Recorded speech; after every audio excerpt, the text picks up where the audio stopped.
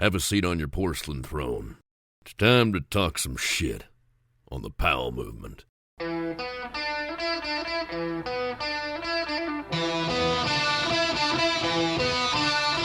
Welcome to the Powell movement.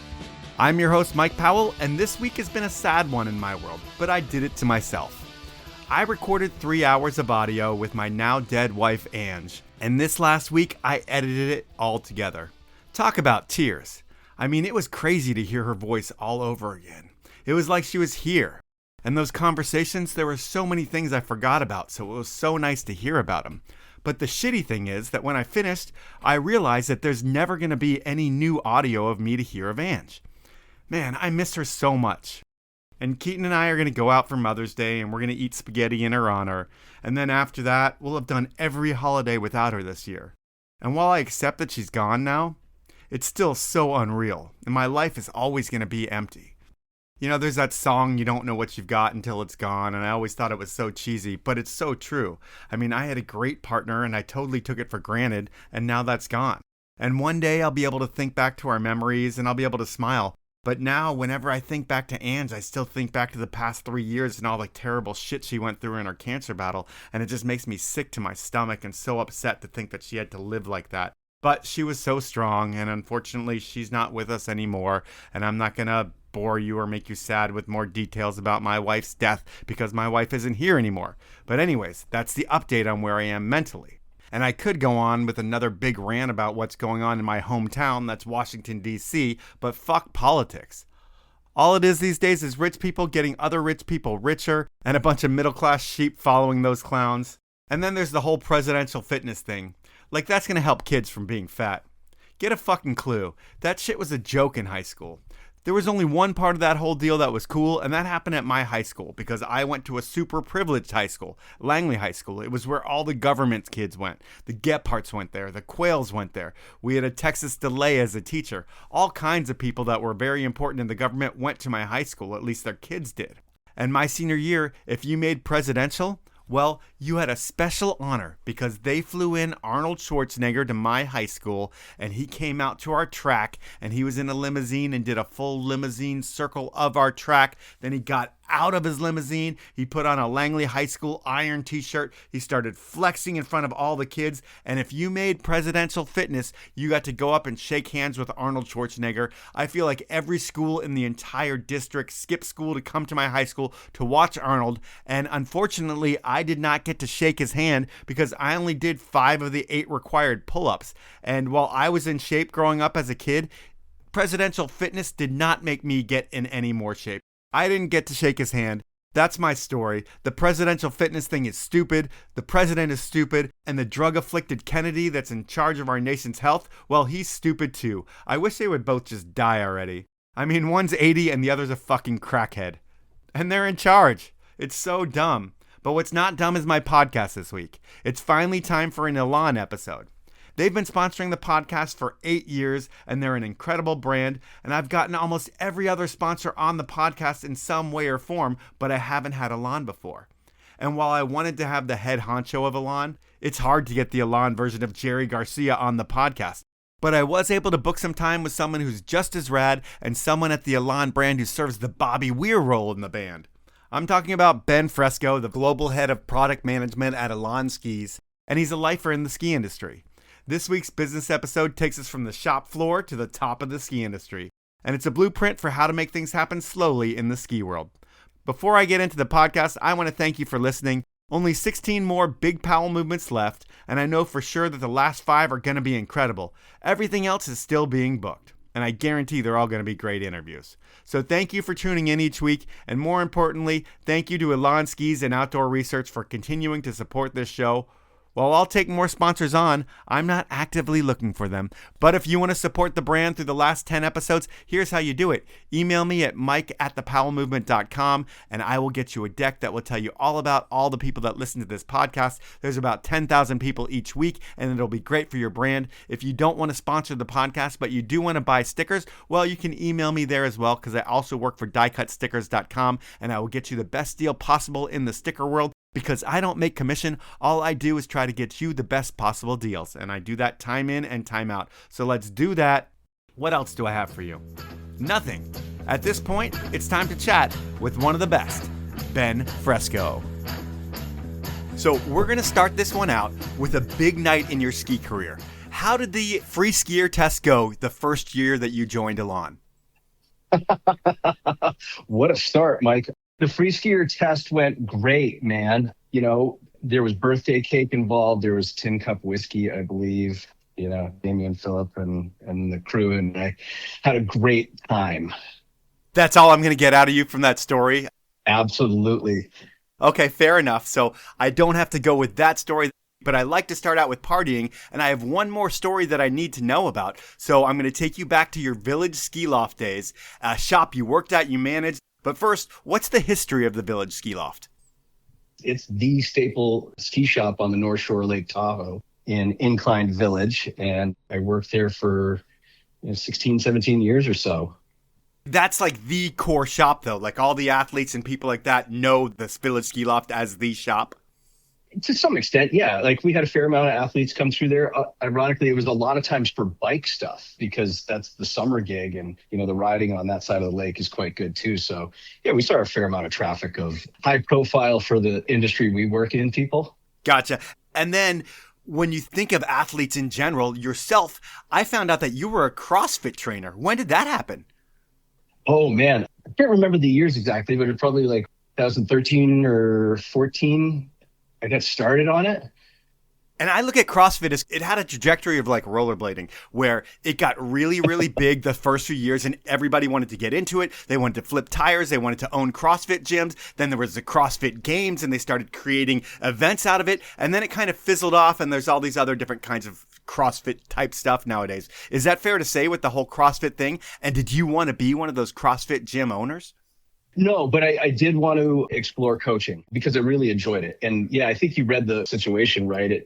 I don't know that it came and went because it's still a thing, although it's not necessarily a thing in my life anymore. But, I enjoyed it because it put me in really good condition to do the things that I like. And I felt really good while I was doing it. And, the gym, you had an awesome community. Like those people became my friends and like they were fun to hang out with. Had a lot of common interests like mountain biking and golf and that sort of stuff. So I was interested in it, as a potential side gig, I guess is the best way to put it. Okay. And so I'm going to take it back to the Village Ski Loft because that's where I was going before we talked about CrossFit. And there was an infamous bowling party that you were kicked out of in about 15 minutes. What happened there? So we were there for longer than 15 minutes. Like we were bowling up a storm, actually.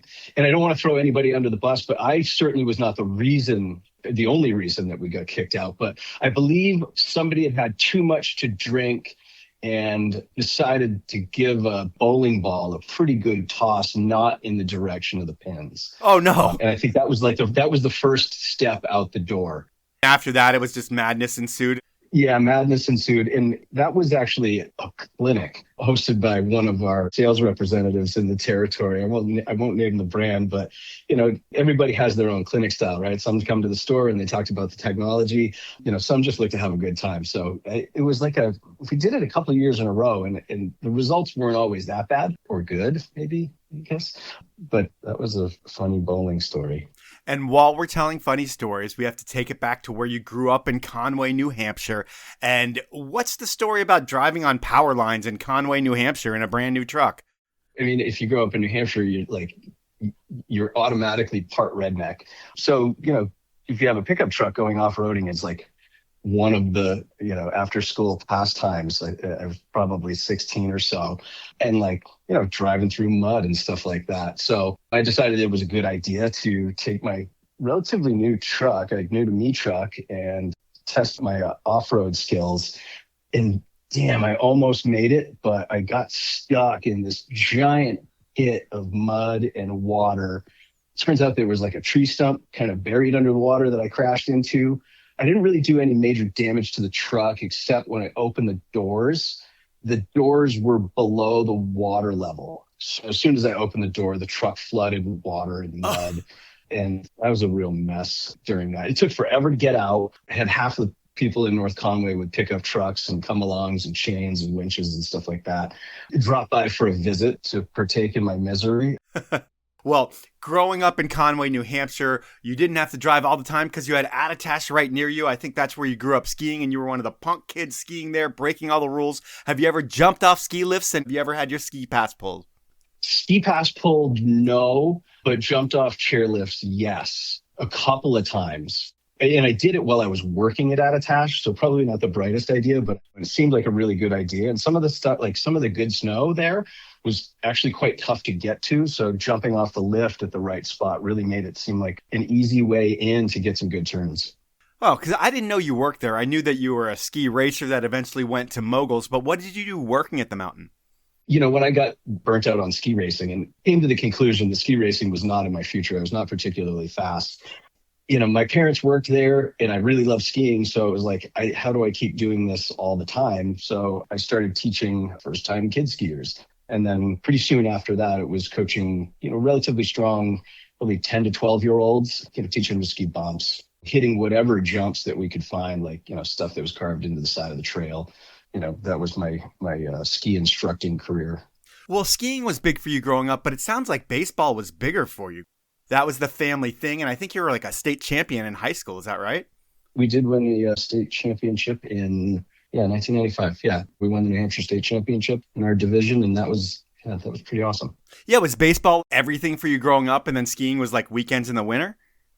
No, pretty much all sports were on the table for me. Like I started playing golf at a really young age. I played baseball. I played basketball. That ended pretty quickly because I'm super short. I played football, but baseball was kind of the one that I saw that I did relatively well and that I had, the potential to maybe play at the college level. But I'd say skiing took as much sporting time in my life as baseball ever did. But yeah, I was a baseball nerd for a long time and I did end up playing in college. But actually skiing led to the end of that career, along with like a fallout with the coach. But it doesn't help when you tear your ACL during spring training because you went skiing in between practices. And that's how baseball ends for you, when you blow a knee skiing and you come back and say, sorry, coach, I was at Stowe and that just happened? I don't know that I apologized. I pretty much told him that I wasn't having any fun doing it anyway, but that I was not available for the rest of that season. Then you graduate college, and while I want to think, you start getting yourself into the ski industry and all of that, it sounds like you take a shitty entry-level monotonous job where you slave away and you hate your life for 3 years, and then you say, fuck it, and move to Tahoe. That's me reading into your LinkedIn and just guessing, but what happened? It wasn't that long, and it wasn't that shitty.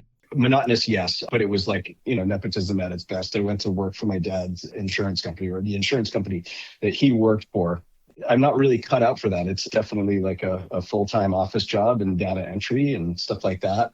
And I didn't think it was going to be a career path for me, where I was pretty sure that I wanted to work in the ski industry. So figuring out how to do that was how I was spending my time during the summers at the insurance company. How do you get the wild idea to move out to Tahoe? I mean, is it just like, Dad, Mom, I'm quitting my job and packing it up and moving? Basically, I got a phone call from one of my close friends in college at the time, somebody who I skied with all the time. Yeah, I went to St. Michael's College in Colchester, Vermont, just outside of Burlington. And that's when really like free skiing was on the up, right? Like TGR came out with Further, Matchstick Productions had the original ski movie. And like I spent a lot of time at Stowe. So I got a phone call from one of those buddies that I skied with all the time. And he said, hey, I'm moving to Lake Tahoe.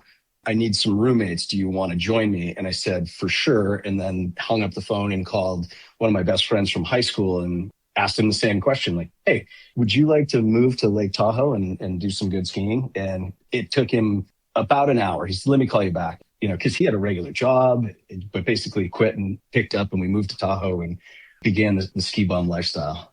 And when you start the ski bum lifestyle, do you go straight to the ski shop and get a job there, or how does it all start out for you? I had a job for an afternoon at one of the casinos because money was running tight. I think I went to 2 shifts as a server at the Cal Neva, which is like that Frank Sinatra joint that spans the California-Nevada line. Yeah, 2 dogs and a beer for like $1 or something like that. Yeah, exactly. That might have been the Biltmore. I think that was across the street. But I had gone looking for jobs in the ski shops in Incline, which was Village Ski Loft and Porter's at the time. As soon as I got a call from Village Ski Loft that I had a job, that server job at the Cal Neva went away quickly. And I started kind of the next day at the Ski Loft. And I guess here's where I should ask, who is Steve Hand and what kind of impact did that guy have on your life? Steve Hand was the one of the owners of the Ski Loft, and he had, boy, wow. He was a mentor for a very long period of time. And he had a partner, Mike Croak, who's no longer with us, but Mike was also a very strong figure in my life. But both of them basically taught me the ropes in skiing and the ski business and put a lot of trust in me. And yeah, it was an awesome experience. I mean, are they kind of the ground floor of everything that you learned in the ski industry, given you have had other mentors throughout the years, but those guys taught you the nuts and bolts of the shop life, at least? For sure. Steve more on the business side, and then Mike on the boot fitting side. I really loved boot fitting. And I still do. I still have boot fitting tools and do my own work. But Mike taught me about the boot fitting world and building insoles and custom liners and, lifting, planing, cuff alignment, canting, all that sort of biomechanical stuff that goes along with really strong boot fitting. And then Steve also, he showed me the rope business wise, but also the lifestyle wise in Tahoe. He knew how to do it. And, you mentioned boot fitting, and I was a shop guy as well. When I was 21 years old, I was working at the ski chalet in Tyson's Corner, and we would have boot risers where people would sit up a little higher than you on the boot area. So you're sitting at a little bit lower, so you're at foot level. And we'd have people come in. I remember there was a couple different girls over the year that would come in that season that would sit on that riser. They were wearing short skirts and pretty much nothing else. And that would be all that we talk about the whole year was do you remember that girl that came in and did that? Did you guys ever have anything like that at the Village Ski Loft? Nothing that I really remember. I think what does stick with me the most is, we used to have a 4-day Labor Day tent sale. And that Labor Day weekend in Tahoe was basically when Burning Man ended. So just as we're getting ready to close the whole sale down, you've been working 12 to 14 hours a day, in a parking lot under a tent, and it's usually hot. And just as you're starting to break everything down, you get all the crusty feet that just came off the playa who wanted to try on ski boots. I think that's probably more memorable than any boot fitting riser story. Oh, man. Well, that sounds pretty gross. But the cool thing about your ski story is that you learned everything from the bottom and you did every step along the way. So does it mean that you started with the madness that can be rentals and then you kind of work your way either to the repair shop or the sales floor? Yes, and yes. The one thing with rentals, that's your way in, at least in a store that has rentals. And you get that crash course of helping people choose skis, helping people try on boots, making sure that they're the right size, how to conduct the transaction. You get kind of the hardest customer. They're probably the least experienced, so you're learning the customer service aspect of it and, how to talk people through to getting the right stuff. And then, you get to a time like Christmas or the President's holidays when ski shops are typically busy. And inevitably there's hey, I need another boot fitter. And I was always looking for those opportunities because it interested me. And then from there, you get to know the boots and then you get to know the ski wall. And sooner or later, you're tuning or you're purchasing or all the number of things that come along with working in a ski shop because you're probably doing 12 different things at a time. For sure. And the boot fitting part is where you can really build relationships because you're sitting there with a customer for a long time. And I don't know if this is how this relationship is built, but you have a buddy, he's like a baseball umpire and you're a total baseball nerd. And there was something where he gave you a golden ticket years back so you could see every stadium that you wanted to in baseball. Or there's some deal like that I'm going to ask you to explain. And I think you might have it again this year, but what's the whole deal? So the whole deal is, yes, we had a longtime customer who is a Major League Baseball umpire who lives in Incline Village. His name is Bill, and we're actually still quite close. We talk pretty regularly. And how I got to know him was one day during the Christmas holidays, Mike, who was one of the owners, said, "Hey, I got a customer who's coming in. I can't be there to help him. Can you make sure that he gets squared away and just collect a ticket for everything that he needs and let me know, and I'll deal with the payment later." And, a couple hours later, there's this big guy standing in front of me. And I said, "Are you Bill?" And he said, "Yep." And I said, "I got you. Mike told me to take good care of you." And, it was great. And at the end, he said, "Hey, here's my number. If you ever want to go to a baseball game, that's my contact information. And you have it. Don't be afraid to use it." So a couple of years later, my dad and I were meeting in Houston during the last two games of the season. It was when Mariano Rivera was retiring. And we're like, "Hey, we haven't been to the Houston ballpark yet. Let's check that off our list. Also, it would be awesome to see Mo potentially throw his last pitch. He ended up retiring the night before, but my dad got there a day early and he says, hey, I think you know the umpire. Bill's doing home plate. So I sent him a text and just said, hey, Bill, this is Ben. I helped you with some ski equipment not too long ago. And I'm actually going to be in Houston starting tonight. We have tickets to the game, but it would be cool if we could catch up. I land in Houston. I get a phone call and he says, hey, great to hear from you. Tomorrow, you already have tickets, but call me when you get to the ballpark. We get to the ballpark, make the phone call. He says, all right, you got to go to this door. It's got this number on it. It's by this vendor stand, by this ATM machine. Just go stand next to that door. And we're standing by the door. Door opens. Guy from the Houston Astros comes up with the credentials. He said, Ben, Peter, come with me. We go down underneath the stadium, walk right into the umpire's room. They're sitting in there before the game in their flip-flops playing cards. And he said, hey, welcome. Come on, let's go. And we go out on the field for batting practice. I'm totally in awe, right? It's a dream. Yeah, it's a dream come true, man. You know, the guys at the time were like, you know, Derek Jeter, Alex Rodriguez. I wasn't a huge Alex Rodriguez fan, but like, man, you go stand next to that dude. He is massive. And yeah, I got to take a bunch of pictures on the field. And then we go back into the umpire room after, and they have a pretty cool setup in there. All the beverages that you could need and food and snacks. And Bill says, hey, I got to get dressed and go out and do the game. You guys are welcome to hang out because there's kind of a separate lounge area. And he's like, help yourself to anything in the fridge. So like, this is like the Field of Dreams moment. My dad and I are sitting in the umpire's room crushing Bud Lights, you know, for like 45 minutes. And then he's like, all right, you guys got to go. This turns into a wild night going out with 4 umpires who just finished their last night of the season, which just was like a top memory of mine. So anyways, good story. Awesome guy. And yes, I do have the annual pass again this year. This is my 3rd time having it. So it entitles me and a guest to go to any game, any day, any ballpark, as many games as I can go to. It's time for my first sponsor break. And I'm going to start with longtime sponsor Elan Skis. And if you haven't skied on an award-winning ripstick yet, you're missing out on something that ski brands have long said wasn't an option. A lightweight ski that powers through anything and truly rips. It's game-changing. And Elan, while they've been around for 80 years, have been changing the game of modern skiing by doing things like adding side cut to straight skis with the Elan SCX, which changed the whole industry. They're building skis by skiers in a place with ski culture in the Slovenian Alps. And most importantly, they're supporting local shops. When the competition goes and starts selling direct, Elan sticks by their retailers who have been by them since the beginning. Elan is just built differently, and they innovate with a purpose, and that's to make your on-snow experience better, easier, and more fun. It's this approach that brought you the Ripstick and all of their award-winning skis. And when you're in the market for a new pair, visit an Elan retailer, demo a pair of their skis, and you'll know why Elan has built a cult following here in the States. To find out more about all the skis or to find an Elan dealer, head on over to elanskis.com. Now it's time to jump back into the podcast.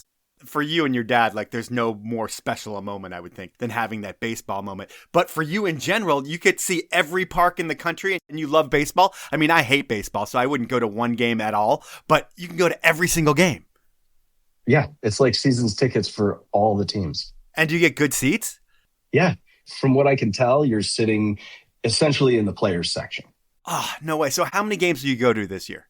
I don't know. Time is precious. So, and like there's Fenway, which it's the only place I've ever had a problem using this ticket. Go figure, Fenway Park. But like, I would like to at least go to a couple of Yankee games this year because I'm a Yankee fan, and then knock off a couple of ballparks. Like we haven't been to Arizona. We haven't been to Miami. We haven't been to Toronto.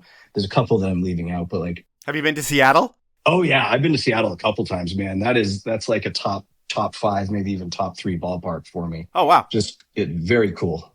Huh. Well, we're going to stop talking about baseball because I absolutely hate it, even though you absolutely love it, and that is quite all right. But we are going to talk about athletes because you lived in Tahoe at a time where, unfortunately, it seemed like you lost a huge athlete every year or every other year. And how does death impact your life in the mountains and just the Tahoe community in general? Because I know with Arnie, you were like tied into a lot of the Blastathon and everything that went on there with that loss. Yeah, it's hard, man. Like, whether you know them well or not, you know them in a roundabout way. And just to see how it devastates their close friends and family members is tough. And it's all too common, right? It even leaves out some of the non-athletes or recognizable people that have passed away on the mountain, right? Like it happens with ski patrol regularly too. And that's really crushing to the community. I guess as far as Arnie was concerned, I had just gotten to know him probably a year or two before. We mountain biked a little bit. We skied together a little bit. I got to meet him through a mutual friend, Clem Smith, who was really close with him. And that was hard, man. That was a sad day. Does it make anybody rethink what they're doing in the mountains, or is it just more like, that sucks, we don't want to have that happen to us? Ooh, yes, I'm sure people rethink or, think about their approach a little bit more carefully. But also, I guess if you're a skier of some kind, of that kind, it comes with the territory, right? And like anybody can, take a fall on a green circle and, split their head open and die, right? So like it's all calculated, I think. So yeah, I think it's an accepted risk that comes with a really great sport.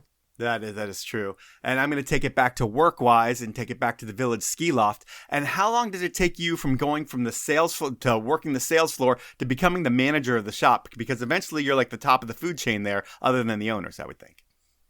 The top of the food chain was shared by a couple of us, actually. I don't really remember how long it took. It was probably 4 or 5 years. But that's pretty quick, going from a guy who's never worked in a shop before, starting at the bottom, to running the shop.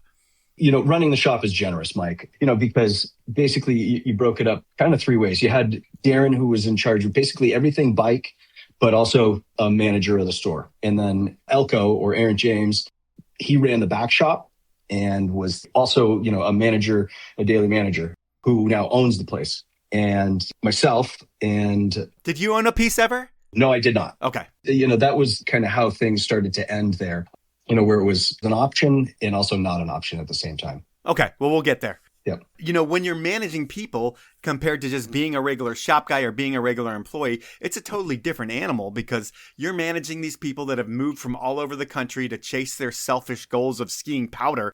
And when it's a powder day and one of your friends calls in sick on a powder day, how do you deal with that being the boss?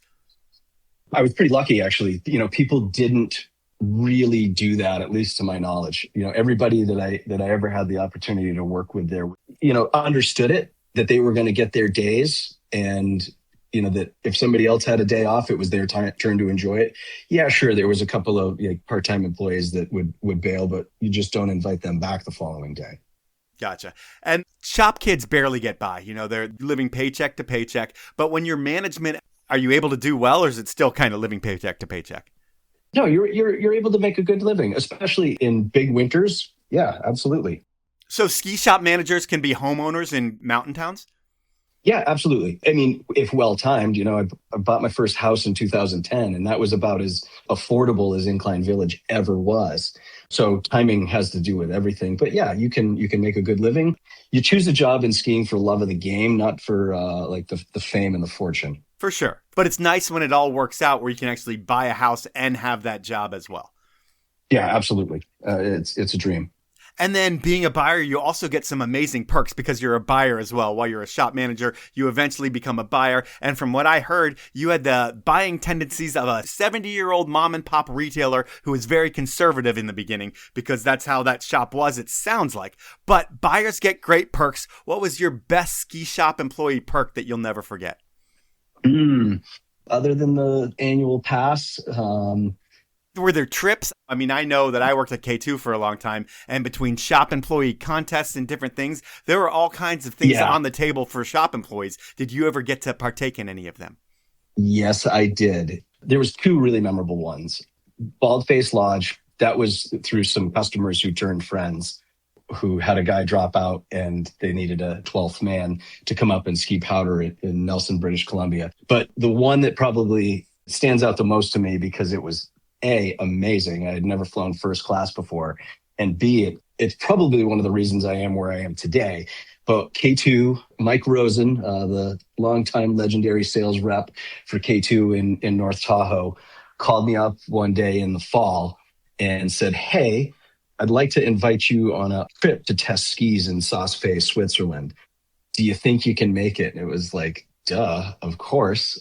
And that was the experience of a lifetime. The ticket shows up and you drop into first class and grab your glass of champagne and put your feet up from Reno to LA to Zurich. And all of a sudden you're on a bus to this like mountain town that you can't even really drive cars into to go ski what ended up being powder for like 3 days in Switzerland with a bunch of cool people.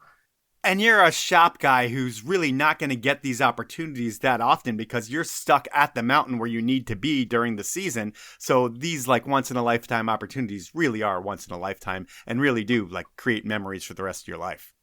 Yeah, for sure. I mean, once in a lifetime opportunities when they're subsidized, for sure. Although I would say that everybody at the Ski Loft, they got their time too, and it was prioritized because Steve and Mike wanted you to ski. They wanted you to bike. They wanted you to enjoy the Tahoe lifestyle. So, I was lucky that we made a good enough living to fund some of our own really special trips. But yeah, to do it first class on a ski company's budget was just bitching.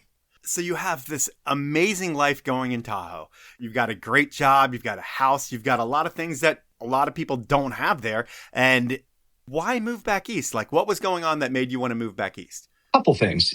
Your priorities later in life, I guess, as you get a little bit older, they start to shift a little bit. I hadn't really seen my family much for close to 20 years. And they don't get younger in that period. Yep. And Tahoe is undergoing kind of an interesting shift where the second homeowners became more and more portable all the time. They could work from Tahoe, have all the toys and all the stuff and all the things and create all the traffic, that a ski shop relies on. Don't get me wrong.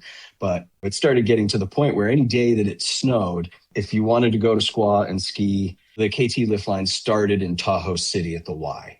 Right. Like you were in traffic for 2 hours before you ever touched the parking lot. And then you would get out, get booted up and start making your way towards KT. And like, with all the infrastructure they have down there with all the different lifts, like it looked like a fish concert. You didn't even know what direction what line you would be standing in. And that became more and more prevalent over the years. So it was really starting to affect the experience, my ability to enjoy, what I was really there to do.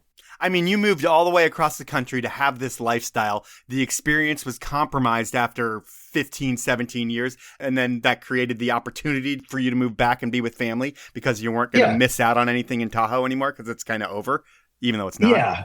I mean, it's certainly not. But like, I think the shine went away a little bit. And, my interest levels started to change. Like I started to become more interested in golf or at least play more golf and being closer to my family. That was really something that was starting to get to me. So you move back east, you take a job as a buyer at the golf and ski warehouse, which makes sense because you're more into golf. And I think you do that for about a year. But in thinking about your whole life, like you have this great job in Tahoe, and I'm sure there had to be opportunities to either talk to brands about jobs or become a sales rep or do different things in the ski industry. Was there ever a time in your life where you looked outside of the Village Ski Loft and you were like, hey, I'm going to go work for this brand, or hey, I might want to help Rosen at these demos and try to get my foot in the door as a rep? Or was that never on the table for you before? Not before, but as the plan started to unfold to move back here, I don't know if your listeners know this, but like New Hampshire is the other epicenter of ski companies. That's where the business happens of skiing, I feel like. Yeah, that's where the business of skiing happens. So it was like, okay. And I had generated enough contacts through the reps that I worked with. And they were all awesome, right? They were like, yep, here's the person you want to talk to. Let me know when you're going to call them. I'll prep them and tell them, all the good things about you. So I was fortunate for that. And then you start making those calls and you start to realize like, the brand side of things moves a little differently than say the retail side of it does. What I really did was I moved without a net, knowing that these companies were here and that I looked at it as a matter of time. And I was lucky enough to catch on with golf and ski. And that was a cool learning experience where you just had to buy. You also got to peek into another business, right? Like golf is amazing. The product cycle on golf is like you got a new awesome thing to sell every 6 months. Their technology just evolves and evolves and evolves. And like looking at the product development side of that was quite cool. And frankly, it was a big business. It's got 4 locations. They're all large and, they're like a golf powerhouse. And is it a different experience for you? Are you not on the sales floor anymore and you're strictly a buyer and it's a different world? A little bit of a different world because obviously like the customer in New England is much, much, much different than the customer on the West Coast. But yeah, I was not on the sales floor as much, although I spent time on the sales floor. I still did some of the training things that I was used to doing. But yeah, it was primarily buying, managing inventory, stuff like that. How does that transition into Elan? Because like we said, you moved back, calculated that something was going to fall into place. You have a job for a year at the Golf and Ski Warehouse. You've done this trip with Matura when he was at K2, so you've met him before. But I don't think you reach out to him and say, hey, I want to come work for you. I think you were almost headhunted. How did Elan start for you? Actually, I did reach out to him and like I had his number in my phone, but I had like 4 different numbers. So I reached out to him on LinkedIn, of all places, and was like, hey, I'm moving back to New England. I see you're with Elan now, and I just wanted to let you know I'll be in the area if you're looking for anybody for your team, that I would love the opportunity to work for you. He never got back to me.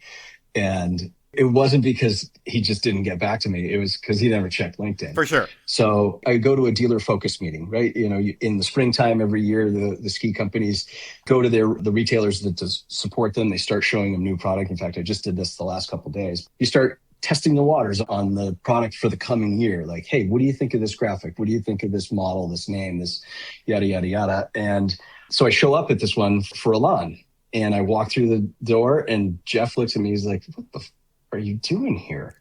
And I said, man, I sent you a message on LinkedIn. And he's like, oh, I don't check that. And he's like, all right, cool, grab a seat. And then, yeah, I mean, it was a day or two later that he called and he said, hey, knowing you're back here, yeah, like this Elan thing is working. Like, I would love it if you would join the team. So here I am.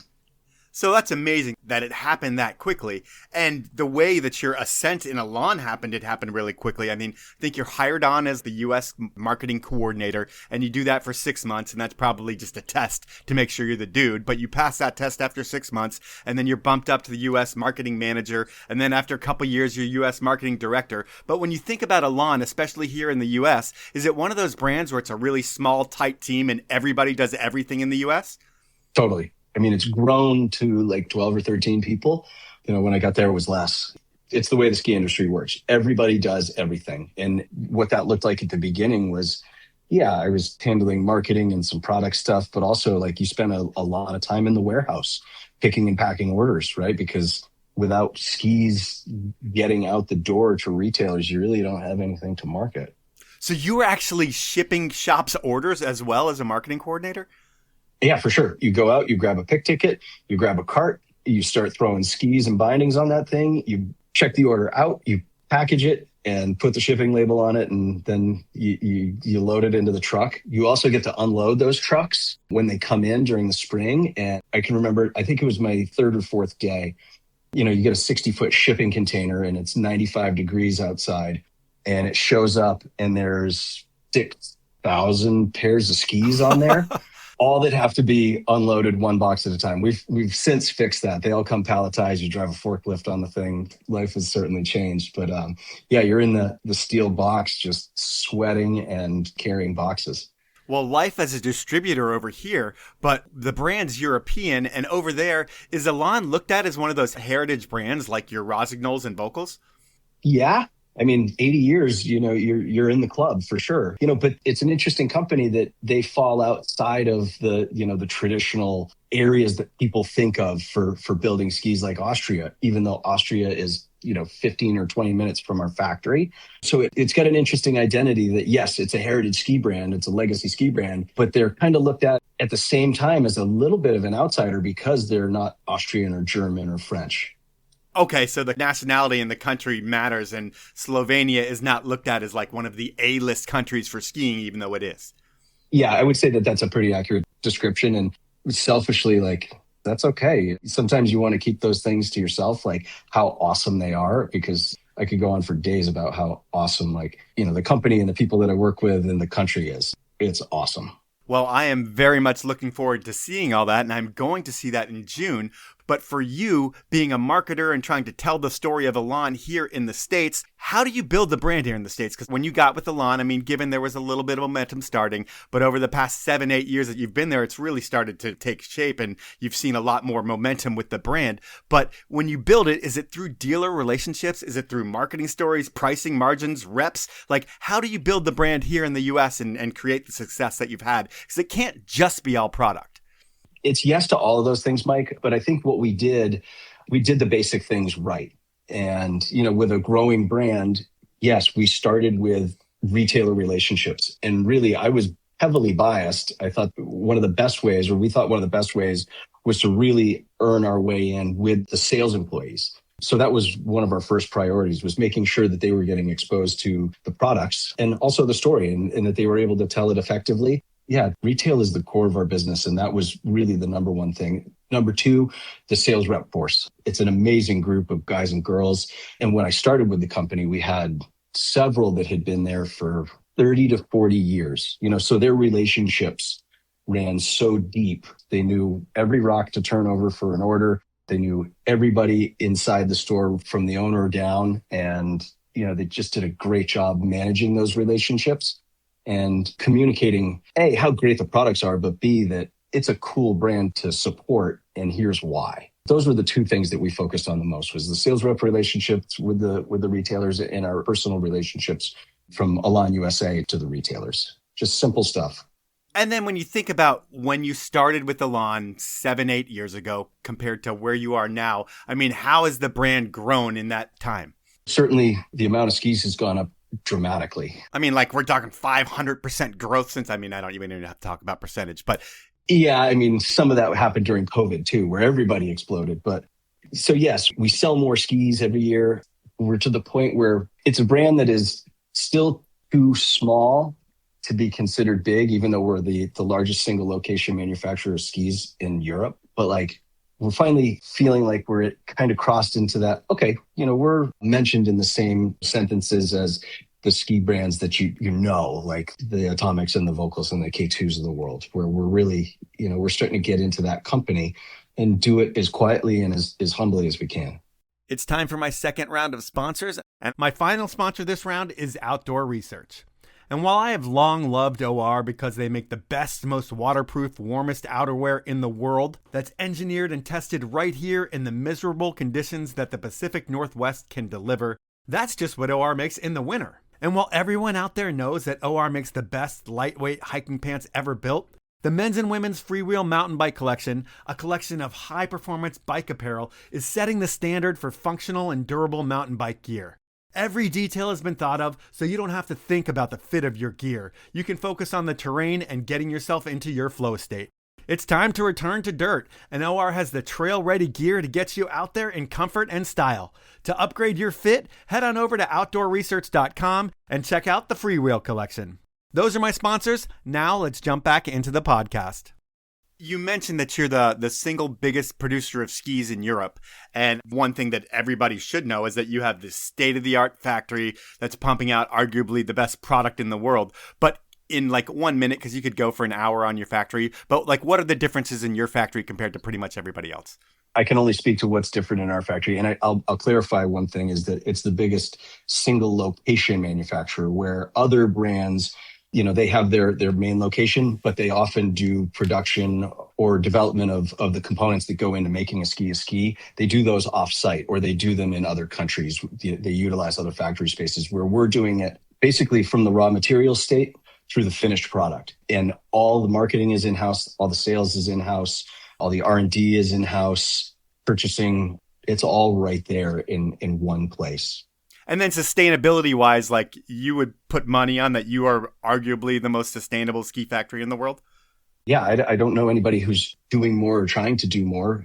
Our energy is basically, we're producing more than 30% of our own energy just through solar at this point, solar and boiler. And then, offsetting the rest of it with green energy source. And when it comes to how we do it in the products, using digital printing that has a much smaller footprint when it comes to waste. Everything is considered. There's a lot of waste that comes out of a ski, including the wood that comes out of it turns into sawdust.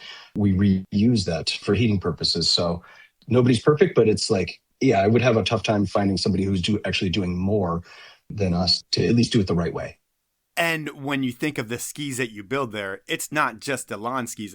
Other people hire you to build their skis because you build skis better than anybody else. Are you at liberty to say whose skis you make? No, but let's just say it's like a source of pride that other brands that you would recognize and know the names of trust us with their reputation. That is pretty amazing. And there's another question I have to ask along those lines, which you probably can't answer either. But I believe there was a time when Elan made peak skis. And are you allowed to comment at all on anything that went on with that? No comment. Fair enough. And I'm guessing you're probably not making the next round of peak skis? Also no comment. I figured that we'd get no comments there. Your US days were numbered because within the last year or two, you got bumped up to the head of global product management. And with a title like that and your company being in Slovenia, how much time do you spend out of the US? Percentage-wise, it's like 25%, 30%. I started in September of 2025, so it hasn't been quite a year yet, but I've been there between a week and 2 weeks, pretty much every month. And what's the difference in this job with you? I mean, because when I hear global head of product management, I would think that you have to know the idiosyncrasies of every different market. And there's so many different markets over in Europe. And I would think that just keeps you traveling place to place.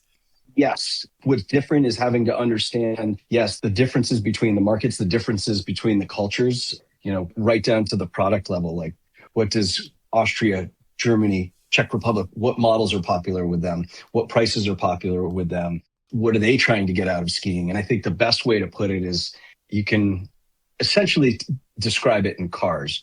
The North American market is typically most interested in the pickup truck. And that's really what sells here is free ride skis, wider skis, 88 to 100 underfoot is kind of the norm. You get outside of that a little bit in either direction, where the European market is really strongly focused on that, Audi, BMW level of performance, where it's a narrow carving ski that is cut in the vein of a race ski. Gotcha. That's a really good way to shape that. So are you able to ski in all these crazy resorts all over Europe and get to ski all the places of your dreams?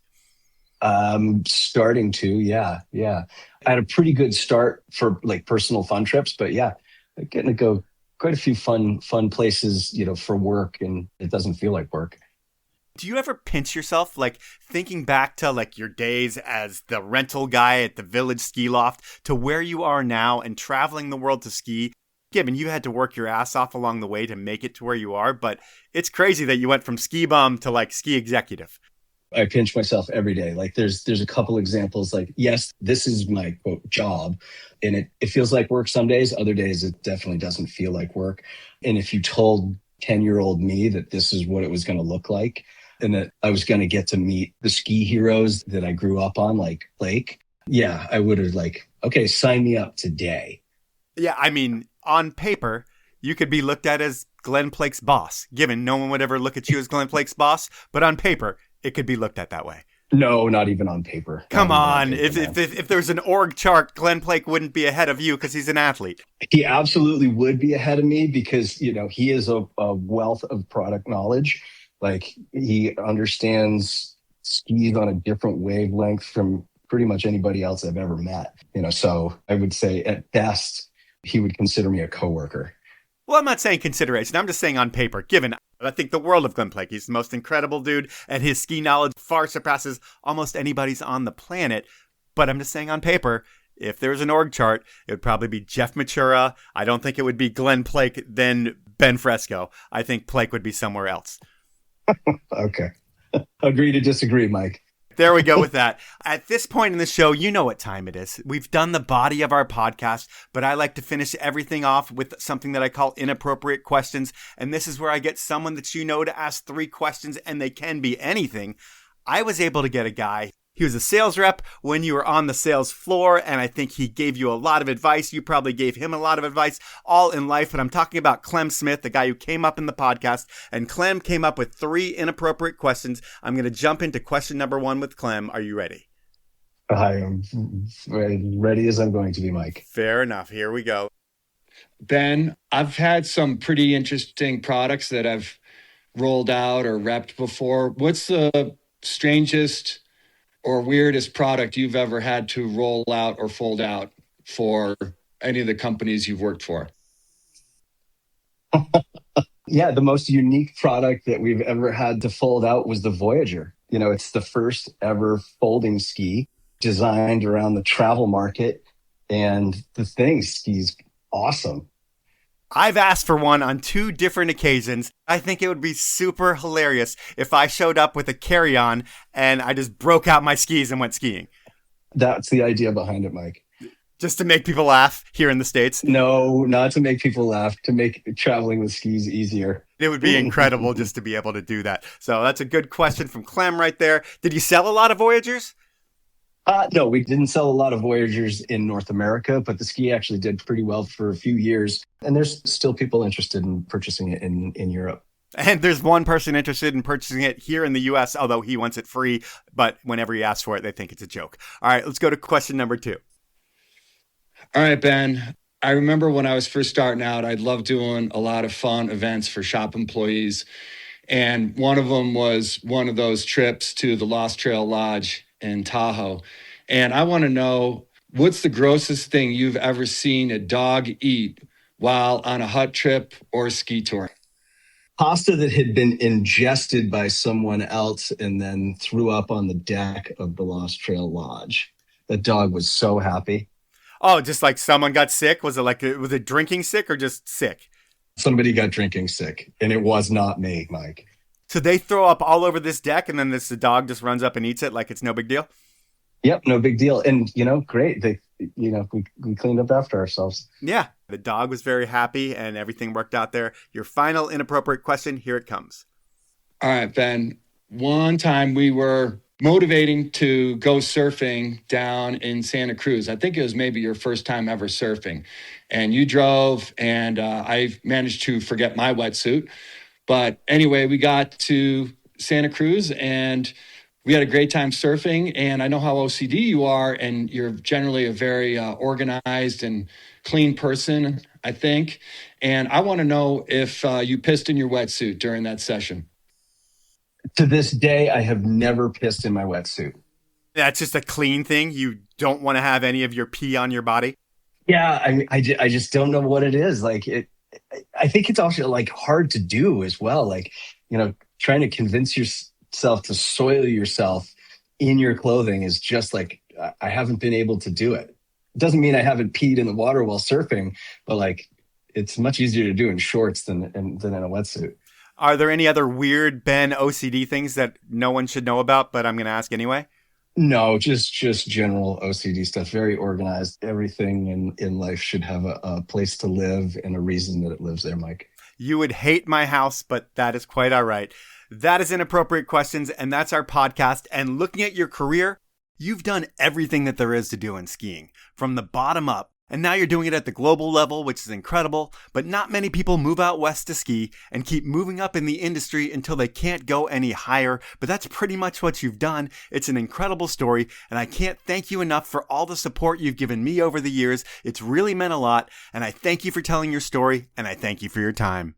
Mike, thank you for the kind words. I am the most fortunate person that I know, at least, to be given the opportunities that I've been given and the opportunities to work with the people that I've had the opportunities to work with. It's just, I think it comes from being surrounded by good people, which I'm proud of because that means I'm making relatively good decisions. If you always look around and you find people that you're working with are awesome, it's a good sign, man. And, I've appreciated working with you over the years. I can't wait to see what's next for you. And I hope you have an amazing time. I don't hope. I know you will have an amazing time when you get to go to Slovenia and Croatia this year. The whole yacht thing is just going to blow your mind.